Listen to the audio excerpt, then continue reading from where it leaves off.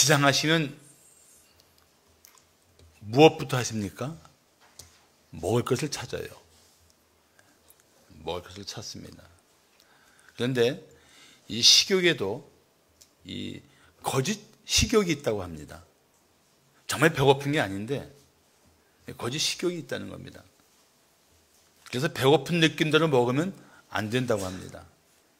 이것이 거짓 식욕인지 아닌지를 아는 방법이 있다고 합니다. 물 한 잔을 마신 후에 이 배고픈 마음이 진정이 되면 그것은 거짓 식욕이라고 합니다.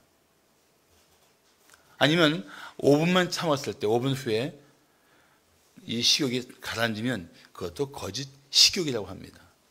그래서 배고픈 대로 먹는 것은 오히려 몸을 더 건강하지 못하게 할 수 있다는 이야기입니다. 마찬가지입니다.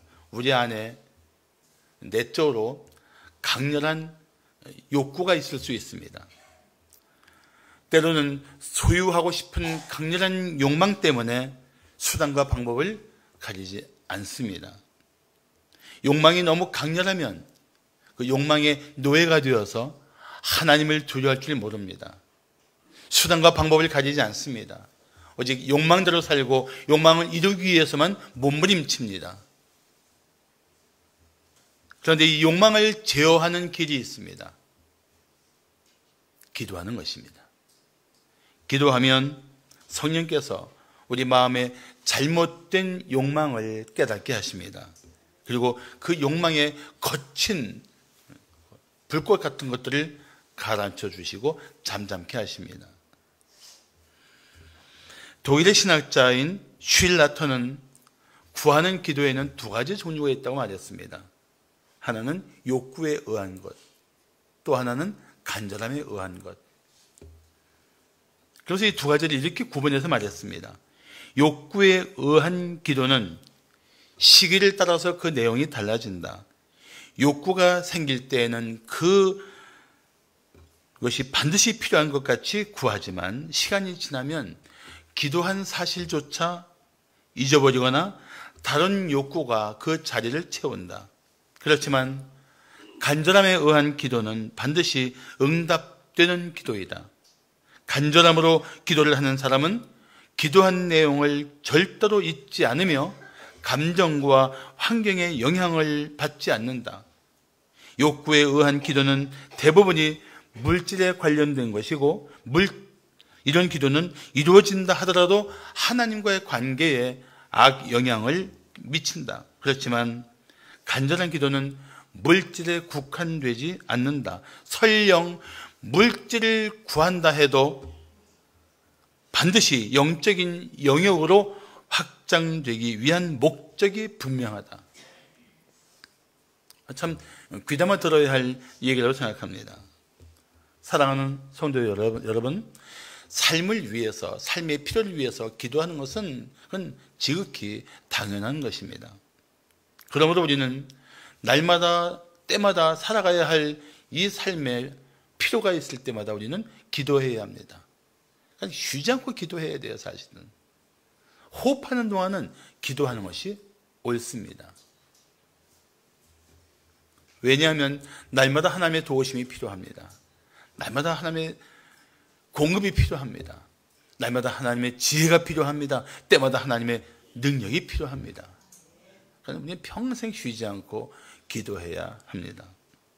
그러나 우리는 이 세상에서 저 본향을 향하여 가고 있는 영적인 나그네입니다. 이 세상이 전부인 것처럼 살 수가 없습니다. 우리는 하나님 나라의 거룩한 백성입니다. 우리는 그런 순례의 길을 걸으면서 이웃들에게 어떤 형태로든지 영향을 주게 되어 있습니다. 우리를 보면서 세상 사람들이 보라, 저들이 하나님의 사람들이다 라고 말하게 할 수도 있고, 우리의 삶으로 이웃들에게 보라, 예수 믿는 사람 다를 것 없다고 말할 수도 있습니다. 그런데 우리가 어떻게 사느냐, 무엇에 관심을 두고 사느냐, 무엇을 바라보고 사느냐, 무엇을 목적 삼아 사느냐에 따라 달라지는 거예요.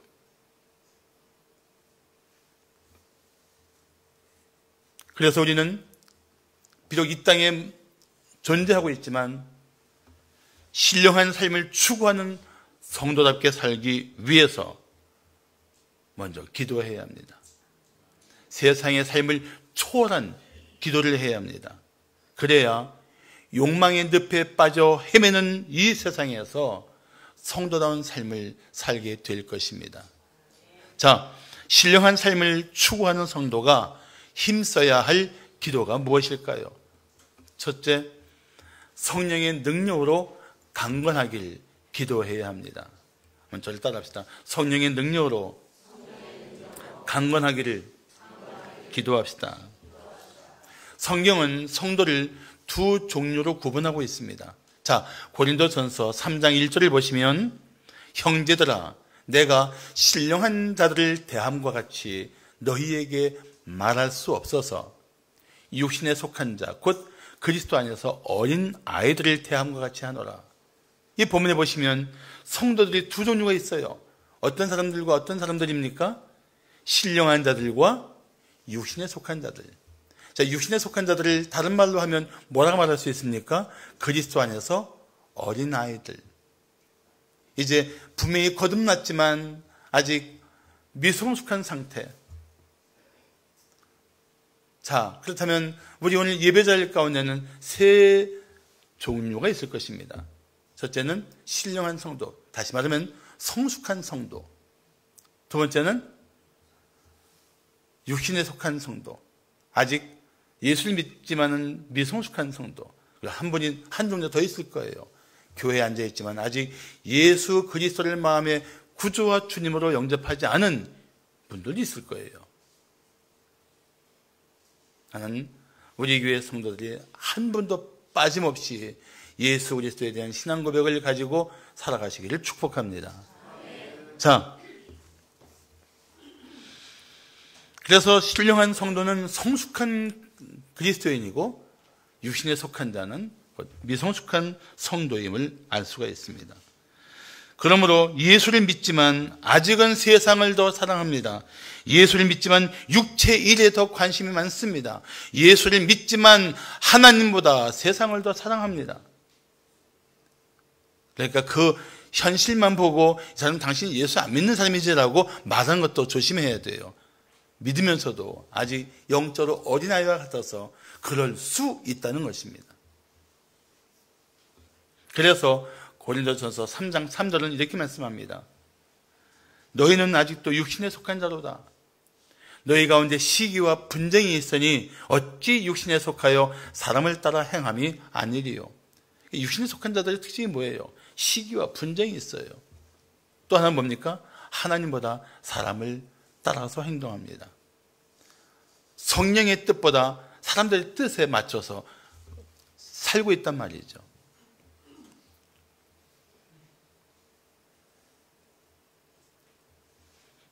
성도는 성령을 따라 살아야 마땅합니다.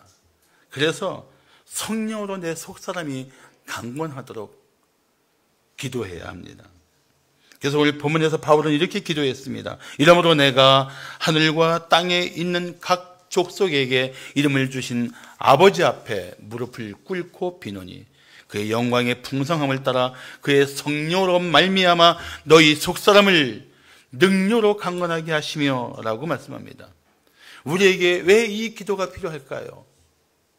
우리가 예수 그리스도를 마음에 구주와 주님으로 영접하는 순간 내 안에는 놀랍게도 하나님의 영이신 그리고 하나님이신 성령이 들어와 내주하십니다. 믿습니까? 그리스도인의 마음에는 성령 하나님이 계세요. 그런데 이 거룩한 영이 거하시기에는 내 마음이 너무나 형편없는 상태입니다. 아직도 내 안에 타락한 본성이 꿈틀거리고 있고 내 안에 죄악된 생각들이 수시로 툭툭 불거져 나오면서 내 삶을 오염시키고 있단 말이죠. 그래서 우리 이런 타락한 본성과 죄악된 마음과 생각을 새롭게 하려면 그 모든 타락한 본성을 이길 수 있는 강력한 힘이 필요합니다. 죄악된 생각과 마음을 지배할 수 있는 강력한 능력이 필요합니다. 그게 무엇일까요? 성령의 능력입니다. 성령의 능력이 내 마음과 생각을 누르고 내 타락한 본성을 절제시킬 때 우리는 하나님의 사람다운 마음가짐을 가지고 하나님의 사람답게 살 수가 있는 것입니다. 그러니까 우리 속사람을 강건하게 하는 성령의 능력이 얼마나 필요하겠어요? 생각해 보세요. 세상에 기도하는 자리에서도 마음에 불끈 솟아오르는 악한 생각들이 있지 않습니까? 예배 자리에서도 갑자기 떠오르는 고약한 생각들이 있지 않습니까? 그런 내 마음의 본성을 이길 수 있는 힘이 나에게는 없습니다. 그렇지만 성령의 능력이 역사하면 내 타락한 본성을 이기고 내 속사람이 강건하게 될 것입니다. 그래서 성령의 능력으로 나를 강건하게 해달라는 이 기도가 절실한 기도예요. 간절한 기도가 되어야 합니다. 이 기도를 붙들고 씨름해야 돼요.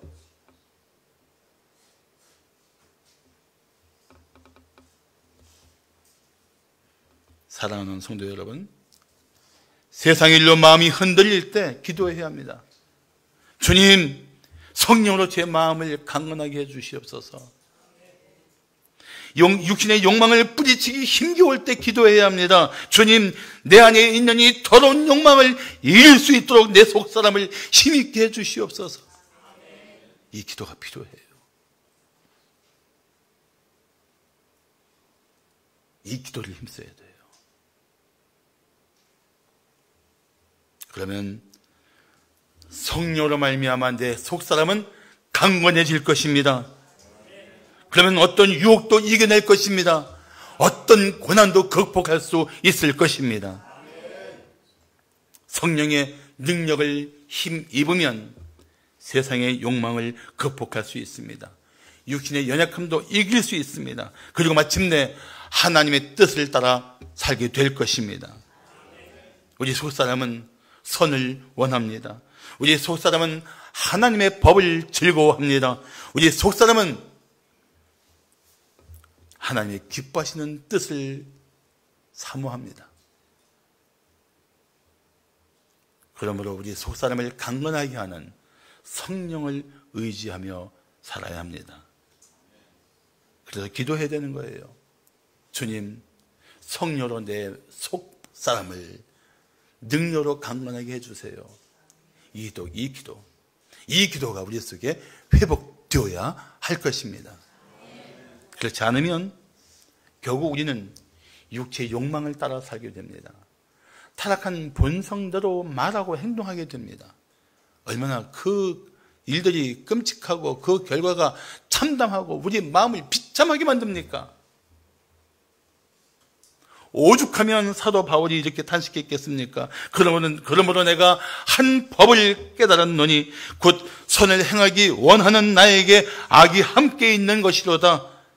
내 속사람으로는 하나님의 법을 즐거워하되 내 지체 속에서 한 다른 법이 내 마음의 법과 싸워 내 지체 속에 있는 죄의 법으로 나를 사로잡는 것을 보도다. 오호라, 나는 곤고한 사람이로다. 이 사망의 몸에서 누가 나를 건져내랴. 선을 행하기 원하는 내 마음의 법이 있는데 내 안에 또 다른 죄의 법이 나를 사로잡고 있단 말이죠. 어떻게 이겨낼 수 있습니까? 내 힘으로 될까요? 내 의지로 되겠습니까? 내 능력으로 이길 수 있겠습니까? 못 이겨요. 그냥 뭐가 필요합니까?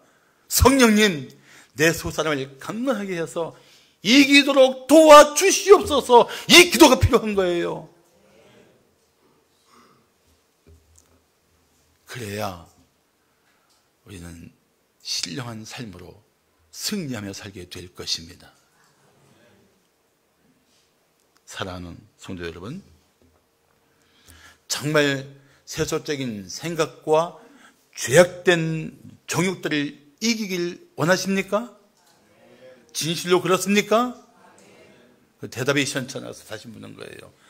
정말 내 안에 타락한 본성의 힘과 죄악된 권세를 이기기를 원하십니까? 그렇다면 성령의 능력으로 내 속사람을 강건하게 해달라고 때마다 기도하십시오. 하나님이 도와주실 것입니다. 그리고 당신의 삶은 거룩해질 것입니다. 하나님을 기쁘시게 하는 삶을 살게 될 줄로 믿습니다. 자, 신령한 삶을 추구하는 성도가 힘써야 할 기도는 무엇일까요? 둘째, 그리스도의 사랑을 깨닫도록 기도해야 합니다. 저를 다 따라 한번 해보실까요? 그리스도의 사랑을 깨닫도록 기도합시다. 서로 전후 좌우에 있는 분들에게 한번 그렇게 인사합시다. 그리스도의 사랑을 깨닫도록 기도합시다. 시작.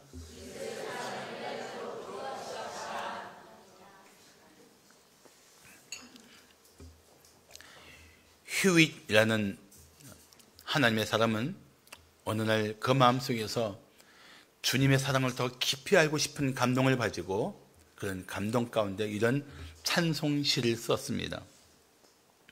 예수 더 알기 원하네. 크고도 넓은 은혜와 대속해 주신 사랑을 간절히 알기 원하네. 내 평생의 소원, 내 평생의 소원, 대속해 주신 사랑을 간절히 알기 원하네. 오늘 부른 찬송이에요. 이 찬송을 부르면서 저는 그런 생각했습니다. 나는 과연 주님의 사랑을 더 알고 싶어 하는가? 내게 그런 거룩한 소원이 있는가? 그러면서 생각은 꼬리를 물었습니다. 그리고 내가 주님의 사랑을 제대로 안다면 그 사랑에 합당한 삶을 살고 있는가? 목사지만 쉬운 대답이 아님을 압니다. 내 자신의 연약함을 알기 때문에 그렇습니다. 그런데 분명한 것은 주님의 사랑을 진실로 알고 있다면 그 사랑의 힘이 나와 이웃을 변화시킬 것입니다. 그러나 십자가에서 피 흘려 돌아가신 예수 그리스도의 사랑을 제대로 알지 못하면 여전히 자기 중심으로 살게 됩니다. 그래서 이웃을 정말 사랑할 수가 없습니다. 그리고 주님보다 세상을 더 사랑하게 됩니다. 그래서 요한 1서 4장 11절을 말씀하기를 사랑하는 자들아 하나님이 이같이 우리를 사랑하셨은즉 우리도 서로 사랑하는 것이 마땅하다고 말씀하고 있습니다. 나 같은 존재를 조건 없이 사랑하시고 나 같은 존재를 사랑해서 자신의 몸을 내어주신 그 사랑으로 서로 사랑하는 게 마땅하다는 거예요. 그 사랑을 알면 그 십자가의 사랑을 깨달으면 그렇게 살 수밖에 없다는 겁니다. 그걸 당연시 여긴다는 거예요. 그게 사랑의 힘입니다.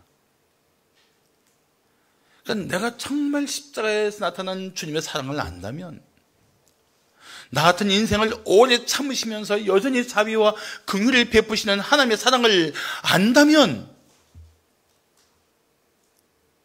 그 사랑의 힘이 너무 커서 우리는 이웃을 사랑하지 않을 수가 없어요. 용서하지 않을 수가 없습니다. 그런 사람을 위해서라도 자신을 희생하지 않을 수 없어요. 아니 왜 저런 사람을 위해서 당신을 희생하십니까? 이유는 하나밖에 없습니다. 십자가에서 주님이 내게 그렇게 하셨거든요. 그게 내 삶의 동기예요. 사랑할 수밖에 없는 내 삶의 뿌리예요. 주님이 나를 이렇게 사랑하셨는데 나 같은 죄인의 모든 걸 알면서 이렇게 사랑하셨는데 내가 사랑하지 못할 이유가 무엇입니까? 그게 예수의 사랑을 아는 사람들의 삶이란 말이죠. 그래서 정말 그 십자가의 사랑을 더 알기 원하는 소원이 성도들에게 있어야 합니다. 그게 기도 제목이 되어야 됩니다.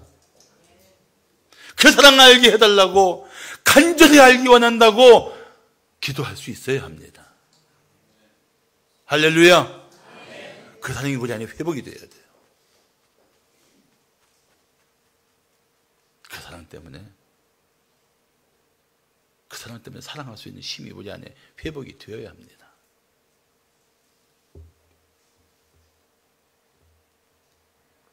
오늘 17절 하반절부터 19절 상반절은 이렇게 말씀합니다. 너희가 사랑 가운데서 뿌리가 박히고 터가 굳어져서 능히 모든 성도와 함께 지식에 넘치는 그리스도의 사랑을 알고 그 너비와 길이와 높이가 어떠함을 깨달으라고 말씀하고 있습니다. 사랑 때문에 우리가 구원받고 견고한 구원의 터 위에 서 있습니다. 그 사랑을 알고 그 사랑이 우리의 삶에 얼마나 넓고 길고 높고 깊은지를 깨달아 알아야 한다는 것입니다. 바울은 주님을 사랑하게 해달라고 기도한 게 아닙니다. 주님의 사랑을 알게 해달라고 기도했어요. 그 사랑을 알면 주님을 사랑하지 않을 수 없기 때문입니다. 그 사랑을 알면 이웃을 사랑하지 않을 수 없기 때문에 그렇습니다. 사랑하는 성도 여러분, 수시로 십자가에 나타난 주님의 사랑을 묵상하십시오. 수시로 지금도 나와 함께 하시는 주님의 사랑을 잊지 마십시오. 그리고 수시로 다시 오실 주님의 사랑을 생각하십시오. 그 사랑을 알면 감격하지 않을 수가 없습니다. 그 사랑이 얼마나 크고 넓고 깊은지를 알면 알수록 우리는 그 사랑 앞에 온몸과 마음을 던질 수밖에 없습니다. 스키빙턴 우드 목사는 이 19절에 나타난 주님의 사랑을 이렇게 설명했습니다. 그 사랑은 세계를 품고도 남을 정도로 깊다. 그 사랑은 영원부터 영원까지 미칠 정도로 길다. 그 사랑은 유대인과 이방인들을 모두 천국으로 끌어올릴 정도로 높다. 그 사랑은 죄로 말미암아 타락하여 사탄의 손에 있는 사람들을 건질 수 있을 정도로 깊다. 주님은 자신의 몸인 교회를 집단적으로 또 믿는 사람 한 사람을 이런 사랑으로 사랑하고 계신다. 할렐루야. 그 사랑을 우리가 알아야 되고 그 사랑 앞에 우리는 주님 나 같은 죄인을 사랑해 주시니 감사합니다. 이 고백이 저절로 나와야 돼요. 저절로 막 솟아 나와야 돼요.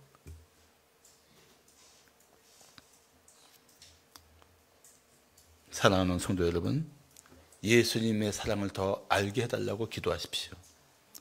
주님의 사랑을 알면 알수록 당신은 주님을 사랑하게 되고 주님의 사랑으로 사랑하게 될 것입니다. 민혜숙 성도가 고백한 하나님의 사랑으로 사랑합니다라는 시가 있습니다. 한번 들어보십시오. 내가 나의 사랑으로 나를 사랑할 때 참으로 많은 노력을 했다. 더 나은 내가 되기 위해서. 내가 나의 사랑으로 남편을 사랑했을 때 참 많이 울어야 했다.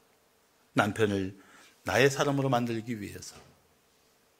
내가 나의 사랑으로 아이들을 사랑했을 때 참 많이도 화를 참아야 했다. 아이들을 잘 키워야 한다는 내 욕심 때문에.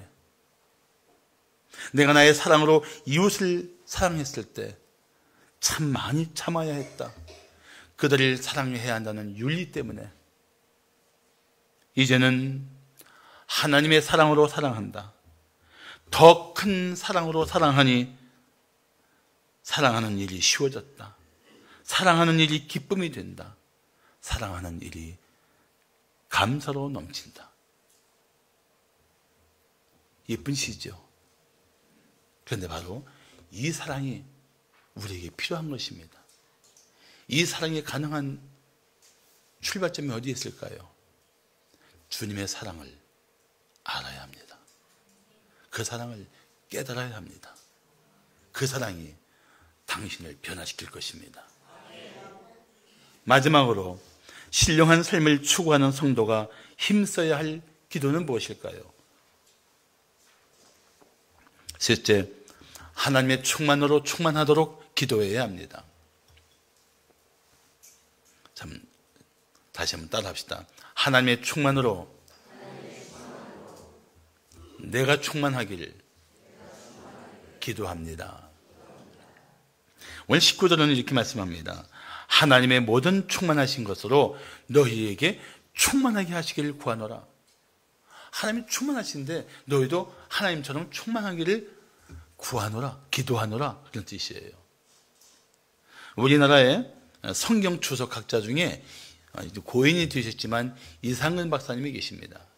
저는 개인적으로 그분의 주석을 제일 처음에 샀어요. 제 생에 제일 처음 산 성경 주석이 이상근 박사님 주석입니다. 신약 주석을 샀는데 전지를 샀어요. 전체를 다. 언제 샀냐면 집사 때 샀어요. 왜 샀냐면 성경을 더 알기 원해서 샀어요. 집사 때. 신학생도 아닌데.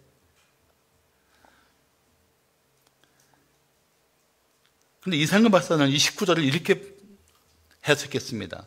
너희로 점점 충만하게 하사 하나님의 충만한 데까지 이르기를 구한다. 다시 말하면 우리는 충만해져야 될 사람이에요. 얼마만큼? 하나님의 충만하신 만큼. 가능한가요? 가능한 거예요.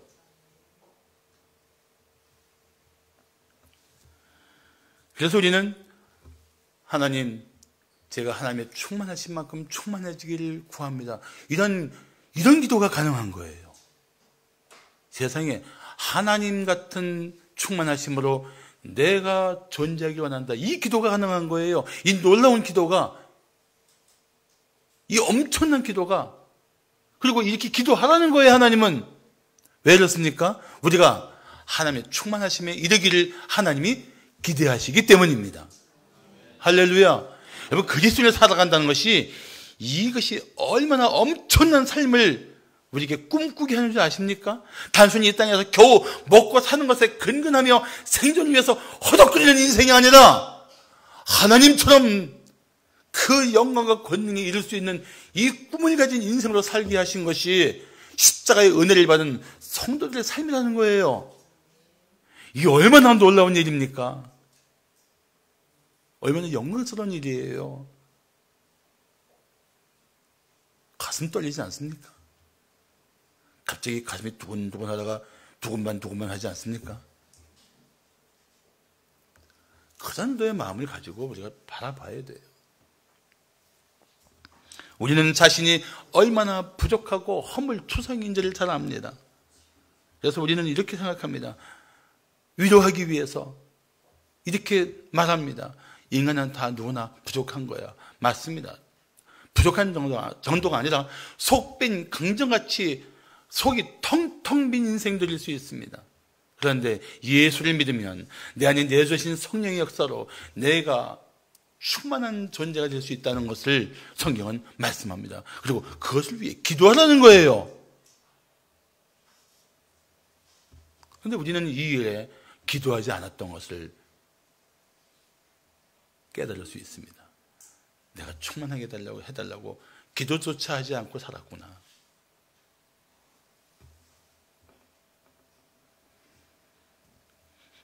그래서 에베소서 4장 13절 말씀하기를 우리가 다 하나님의 아들을 믿는 것과 아는 일이 하나가 되어 온전한 사람을 이루어 그리스도의 장성한 분량이 충만한 데까지 이르리니. 자, 우리는 하나님의 아들을 믿었어요. 한 믿음을 가졌습니다. 그리고 온전한 사람을 이루어, 이거는 쉽게 말하면 이런 뜻입니다. 계속해서 성숙해 가면서 이런 뜻이에요. 계속해서 성숙해 가면서 어디까지 성숙해 갑니까? 그리스도의 장성한 분량. 그래서 그 충만함에 이르기까지 우리는 성숙해 가야 되는 거예요. 다시 말하면 우리 영적인 삶은 점점 누구를 향하여 나아가고 있느냐? 예수 그리스도. 그분의 장성한 분량이 이르도록. 그래서 그분의 그 충만하심이 내 삶이 되도록 우리는 그렇게 영적으로 성장해 가야 하는 것입니다. 사랑하는 성도 여러분, 부족하고 성숙하지 못한 삶의 자리에 머물러 있지 마십시오. 주저앉아 있지 마십시오. 다시 일어나서 하나님의 모든 충만으로 충만하게 되기를 기도하면서 이 충만을 향하여 전진해야 합니다. 아무도 충만하다고 말할 사람은 없어요. 차이는 있을 수 있지만 우리 모두는 다시 분발해서 주님의 충만하심을 향하여 앞으로 나아가며 주님, 제가 충만하기를 원합니다. 기도해야 마땅합니다. 특별히 주님은 교회를 통해서 우리를 충만하게 하기를 원하십니다. 그래서 에베소서 1장 23절을 말씀하기를 교회는 그의 몸이니 그리스도의 몸이니 만물 안에서 만물을 충만하게 하시는 이에 충만함이니라. 자, 교회는 충만함이 돼요. 뭘로 충만해요? 만물을 충만하게 할 만큼 충만하다는 거예요. 이걸 쉽게 이렇게 말씀해 볼까요? 교회는 그리스도의 몸인데 충만합니다. 만물을 충만하게 할 만큼 충만합니다. 이런 뜻이에요. 자, 바람 빠진 공 보셨어요? 바람 빠진 공에다가 어떻게 하면 그 공을 동그랗게 팽팽하게 할 수 있습니까? 그 구멍이 있어요. 구멍에다가 바늘 같은 걸 꽂아서 바람을 넣으면 팽팽해지죠. 교회가 그렇게 찌그러지고 일그러진 삶을 다시 팽팽하게 세워서 그리스도의 형상을 닮아가도록 하는 그 충만함에 바로 접촉점이라는 거예요. 그러니까 교회를 대충 생각하지 마세요. 교회 생활이 당신의 영적인 충만을 이루어가는데 하나님이 매우 기뻐하시는 충만함에 이르게 하는 하나님의 집입니다. 그걸 아셔야 돼요. 하나님은 교회를 통해서 성도들을 이 세상 가운데 지치고 상하여 일그러지고 찌그러진 그 삶을 다시 팽팽하게 세워주시고 그리스도의 충만함에 이르도록 이끌어 가실 것입니다. 당신이 정말 예수를 닮기 원한다면 당신의 내적 충만을 위해서 기도하십시오. 당신이 영적인 침체에 빠져 있다면 충만하게 해달라고 기도하십시오. 누군가 영적인 충만을 잃고 힘없이 주저앉아 있다면 충만한 믿음으로 일어서도록 기도해 주십시오. 그러면 우리는 신령한 그리스도인으로 성장하게 될 것입니다. 그래야 예수를 닮아가는 성도가 됩니다.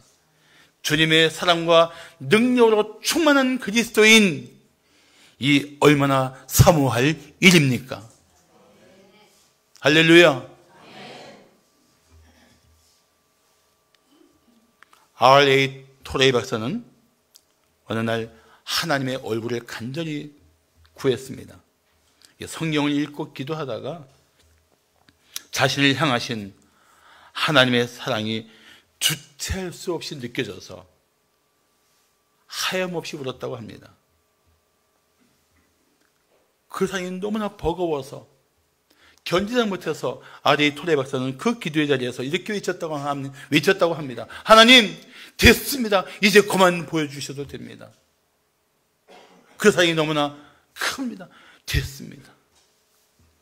그 사랑 그만 보여달라고 그렇게 부르짖었다고 합니다.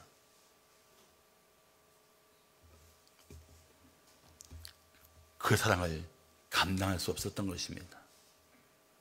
그 사랑을 알고 싶지 않습니까? 그 사랑을 깨닫고 싶지 않습니까? 그 사랑 앞에 다시 심령이 감격해서 그 사랑 앞에 눈물 흘리며 주님, 나 같은 죄인을 이토록 사랑하시다니 이 은혜 앞에 제가 무엇을 하리까, 그런 마음의 고백이 저절로 나오는 그 은혜로운 시간을 누리고 싶지 않습니까?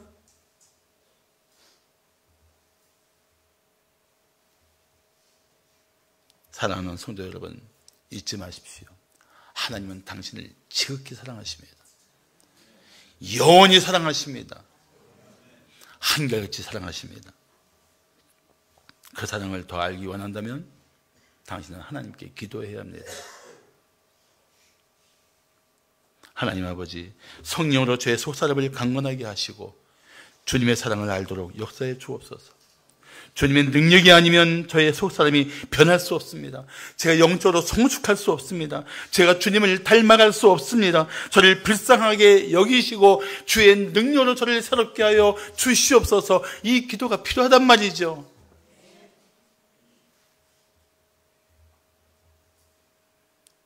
사랑하는 성도 여러분, 우리는 정말 지독할 정도로 이기적인 존재입니다. 병적으로 자기 중심적인 사람들입니다. 그래서 하나님을 받아들이기를 힘겨워하고 자기 중심으로 살려고 합니다. 부부관계도 왜 문제가 생깁니까? 이기심 때문에, 미성숙함 때문에, 이 미성숙함 때문에 싸우는 거예요. 갈등이 생기는 거예요.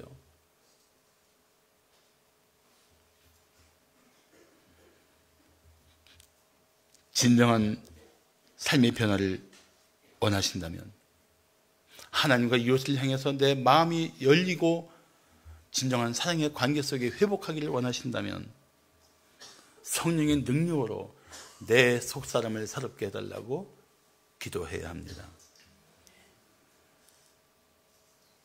사랑하는 성도 여러분, 잊지 마십시오. 성령의 능력이 아니면 내 안에 이 타락한 마음을 새롭게 할 수 없습니다. 변화시킬 수도 없습니다. 그러나 신령한 삶을 위해 기도한다면 우리는 내 속사람을 강건케 하시는 성령의 능력에 붙들려 사랑하며 살게 될 것입니다. 그 하나님의 역사가 여러분 기도 가운데 여러분 심령에 충만하게 나타나기를 우리 주 예수 그리스도의 이름으로 축복합니다. 기도하시겠습니다.